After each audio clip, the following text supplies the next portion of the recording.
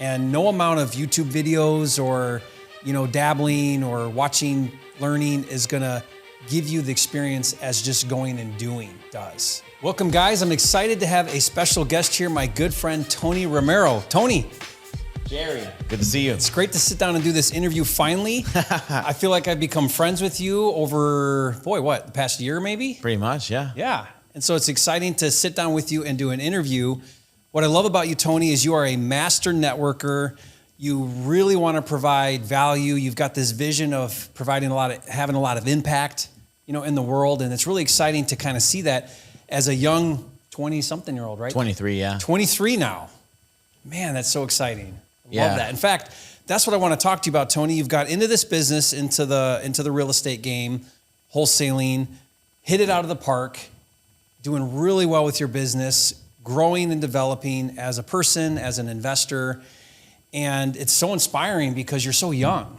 Yeah, thank you. It's really inspiring. And what I want to talk about is there's a lot of viewers here on the channel. I actually get teenagers that reach out to me and say, hey, Jerry, I'm 17. How do I sign a contract? Because my parents said no, and high schoolers, college kids.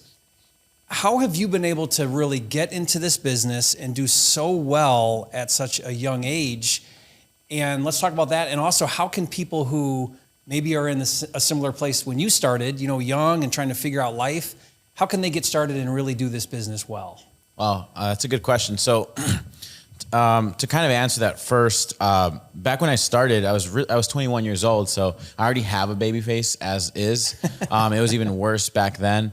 Maybe I've grown a little bit now with the no sleep. But when I was 21, not only was I 21, I was hiring 18, 19-year-olds when I was first getting started in my business. Yeah.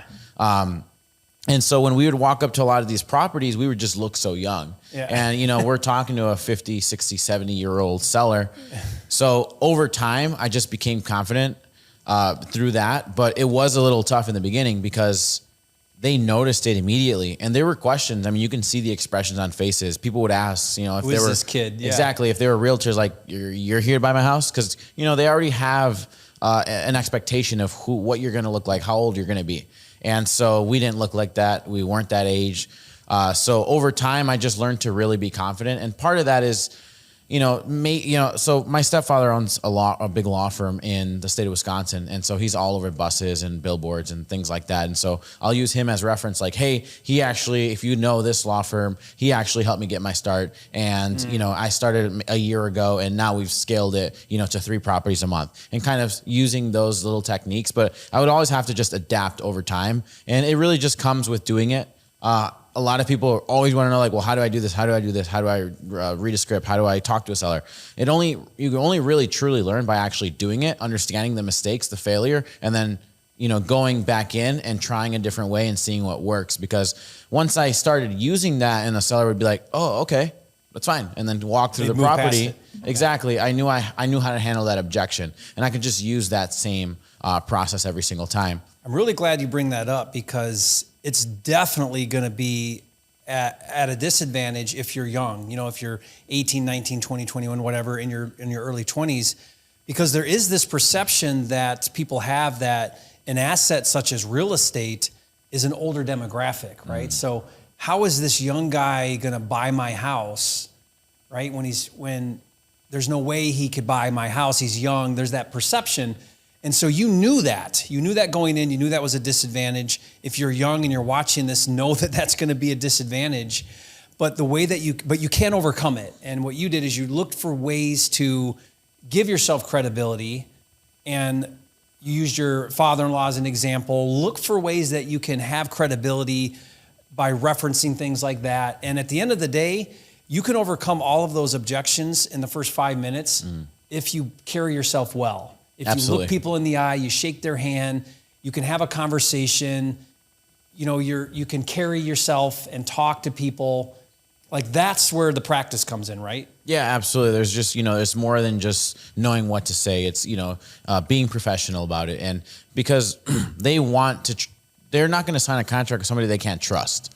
And so we all, again, have kind of an expectation of what that kind of person is. And so if you follow those set rules of, making sure you're just professional, people will do business with you. And it doesn't matter the age. And we've been able to prove that very young, very early. Yeah. And a little bit to add on to your kind of that question is being young, being that you have 17-year-olds, 18-year-olds. When I started, I was 21. I was still living with my parents. And so a lot of young kids really want to get into this game. And I just mean the game of real estate in general. So they have a huge advantage while they're in high school, while they're still in college, while they don't really understand what they want, because there's very little risk. So what does that mean? You, for example, have a lot of kids. So if you started right now, let's say you had a regular job, maybe you're a contractor or something else, not in the position where you are, you have a lot more to think about as far as obligations and risk. Bills and risk, a lot more to lose. Yeah, absolutely. And so I wasn't in that position. And typical, 16, 17, 18-year-old, 20-year-old, 21-year-old, we generally work, spend our entire paycheck on dumb things that we like. There's some things are good, maybe an Xbox, some clothes we like, going out with friends. We don't really make a lot of money. So that little bit of money, being that you're going to use it on something that's invaluable, that eventually you're just going to throw away or get rid of or donate, it's better to just use it and grow throughout that process. People really don't understand that once you actually, first of all, just start. And second of all, once you actually go through the process, you get to understand it better, and you just keep building and building and building and getting better and better, because now you've started to kind of almost build like a dictionary or a book of the steps to get there. Mm-hmm. And so you just become more brilliant and more advanced, and you can adapt faster. So it just becomes less scary over time as you just do it. And you can do it in small pieces. It doesn't mean somebody has to invest. It's interesting because there's, this big social media space, and some people treat it very respectfully like yourself, and then some people not respectfully, So people really want to hit a high number very, very quickly. And sometimes you just have to focus on the small little steps, because your life doesn't have to change from 1 month to 6 months. It can change over the next 5 years slowly, and then you can elevate. Yeah, that's a really great way to look at it, Tony. I think that's the distinction between you and a lot of other 20, 22-year-olds that I run into, is you are thinking about that, and you're hanging around some people that are twice your age and have a lot of experience. Scott. Yeah. And you're learning and being mentored by some really amazing people, and so all of that's going to compound into really propelling you to these goals that you have and this vision that you have. If you're young right now, I hope you're thinking about, what do I want my life to be? What do I want to accomplish? How do I want to have impact? What did God put me on this earth to do in a big way? Because I feel this way about myself, but I think God put all of us here to do something special. Yeah. Right? But you got to find that, and you got to live it, and you got to develop that. It's not just going to fall in your lap. Yeah. You got to go get after that. Yeah. And, I want to lay out another piece, because I think this is really important. We always get to see the good, right? So a lot of people can see me and say, wow, 23, very successful, lots of businesses, lots of employees, all the success. But there's also, I'm still learning. I still fail every single day. And I'll give you guys an example. My health, for example, before this event, 2 months ago, I was thinking, how do I become fit? How do I go out and work out and eat right? And as the week started piling up, I just kept continuously doing the bad habits. Hey, back to eating Panda Express, back to eating, eating out and doing all these things, drinking soda. And, a week, 2 weeks come by, same thing. A week comes by, and mentally I'm like, okay, I'm going to do it. And then, a couple of days before, I did end up hitting the gym, but it's like, well, I'm not going to get the same results. It won't be the same, because if I would have started before, I'd be way further ahead. Yeah. And so I do fail a lot sometimes too in certain areas. And so there's so much that I learn every single day. Like Ryan Zola, I had him on the podcast last night with us, and we were literally talking about how he fails every single day, but he learns from those things. And so, I fail too, but there's also a lot of things that I'm great at, and I'll continuously grow all the time. And hopefully I can get this health thing situated soon, so I can get some six packs. And and Tony, that's a great perspective, because a lot of young people, they've been taught by their parents and by their teachers and by their educators and everybody that you need to play it safe. That mistakes are bad. You don't want to mess up, because bad things are going to happen if you do. And when you get into business, you got to embrace the failure. Like it's normal. Nothing's going wrong. Mm-hmm. In fact, if you're not screwing up a lot in business, something is going wrong. Like you're not taking enough risk, or you're not trying hard enough. if you're not making a lot of mistakes. And the mistakes are what propel you to then learn how to do things right. And no amount of YouTube videos or, dabbling or watching, learning is going to give you the experience as just going and doing does. Yeah. Falling down on your face and getting back up. Scott talked about it out the property, getting punched in the face in business every day. And that's a normal process. So if you're thinking about, is owning my own business, is entrepreneurship, is real estate the thing for me, you better be willing to get punched in the face every day and that be a normal process for you. Like it's okay. Yeah. I mean, imagine every time, now that I've been in business, we've had those 20K losses. We've had sellers find our properties on our website and say, yo, what's going on here? Yeah. I thought you were the seller, and get a price, and say, hey, either I sue, I try to sue, go through a process, or we get a price reduction in half and lose that assignment fee. So those things happen, but but it's interesting, right? Because when those things happen right away, we're thinking, how do we make that back? And we make it back right away, right? Because we're thinking bigger, because we kind of attract those things, and because we understand those failures. But that's what helps me get so further ahead too, is I'm always trying to think that way. Now, I'm sure that even at some point, I'm still not thinking big enough, but again, continuously growing, and I'm on my journey, and I can't wait to see where it is in the next 5 years. Yeah, and you're 23, guys. I hope you're inspired by Tony and what he's doing, the perspective you have.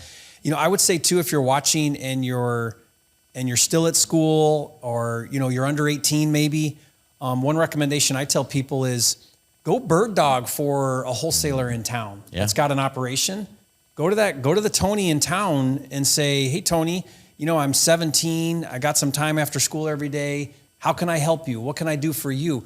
Tony will say, hey, this is what kind of deal I'm looking for. Go do this, go do that. He'll put you to work, and then you get an opportunity to bird dog, maybe bring those opportunities. Tony will put the deal together, structure it, and take it down. Maybe you just get a small little fee or whatever, but you're learning, and you're in the game, and you're networking, and you do that and you prove yourself while you're still at home or still a teen. Then when you're ready and you're out of school, or you're 21 or whatever, 18, Tony's going to bring you on and say, now you're getting on the phones now, you're doing acquisitions, you're doing this, you're doing that. You're going to help that person progress. Yeah. And you can start so simple as just bird dogging for somebody. Yeah. Bringing them addresses of distressed properties. Absolutely. And it even gets to the point where, when it's kind of a value exchange, right? So as that person, somebody maybe 17 has no experience, nothing, and maybe they say, I have no value to bring. As they're bringing in value, then that other person, myself, if we're the correct leaders, I'm going to start thinking, how do I bring value to him? He's brought in so much value to me. Yes, we've paid him, but he came to us. He kept bringing us all these deals. Without him, that portion of this business would not exist. So it's like, okay, how do I mentor this kid? How do I, help him grow? And yeah, absolutely. I think that's really, really amazing. People should definitely do that. And that's it's like right now, for example, if I want to go do anything in the real estate space, because we've sold to investors and brought them value, people don't understand that every single time we sell to a buyer, we're bringing them value. They are going to make money on that deal so long as they bought it at a discount. Yeah. So now we can go back, reach out to those people, and our investors are so happy. Hey, let's go to lunch. Hey, what do you need? Hey, come check out my project. Come look at it. And you're bringing them value, because we're bringing them value. Constantly bringing value. Yeah, if you walk away, I think, Tony, if there's anything somebody watching walks away from this, it's, you can start to bring value at such an early age, and you can get into this business and you can start to change your life drastically, even change your life. And you don't need all this experience. You just need to get started, and it can happen like you very quickly. Yeah. And that's exciting to think that you could go from a 21-year-old with no formal education, no silver spoon, no connections, and start doing 6-figure assignment months in this business and completely change your life. Like, that's pretty incredible. Where else can you do that? Yeah. You can do that in wholesaling. Literally, like, the opportunity is there. It doesn't matter. It doesn't matter what your background is, what you do. If you're a criminal, if whatever, your past doesn't matter. They don't ask you for your resume, and it's one of those things that, when you start doing real estate, you build relationships, you talk to investors, you talk to agents, you talk to contractors, you can build your credit because now you have income. So all these things just start piling up. I hope that tons of younger generation people see your example, see what you're doing, and it motivates them to do something big, like to that you don't have to have a college education or all this experience to do something amazing and have an impact like you're having. Well, yeah, I appreciate that. Thank you for inspiring so many, including myself. I mean, you put so many, you're at our event, you're shaking hands, you're with people, you brought your wife, and even still, you know, you're spending time with all of our attendees. And you've been here at our last one, and you even put other people on, you know, and I see that, you know, you have other people as guests on your channel when there's no need to. So you've shown so much love to my community and to the real estate community. And they're amazing. I love everybody that you attract. Yeah, you know, you're a huge mentor, a huge hero of great. mine, and I am so grateful to be here with Thank you, Tony. Thank you for giving me this opportunity. Guys, I'm going to put Tony's info below if that's okay. If Absolutely. you guys want to be sure to get in Tony's world. He's doing some incredible things. I can't wait to see, Tony, where you go with your business and your life, and just so many wonderful things you're doing at such a young age and such a fast pace too. Like I see the difference between this event and the last one, and how much you've learned and things you're doing different and better, and it's exciting. So thank you for letting me be a part of your world and inviting me here and being able to share some ideas with your followers. And guys, so make sure you follow Tony. If you haven't, be sure to subscribe to the channel, and we'll see you on the next video.